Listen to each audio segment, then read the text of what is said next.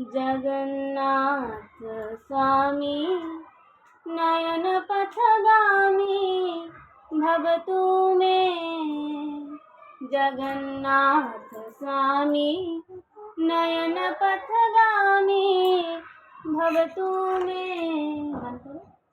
जगन्नाथ स्वामी नयन पथगामी भवतु मे। এই গানটা আমার এখন ফেভারিট গান হয়ে গেছে, সবসময় শুনছি।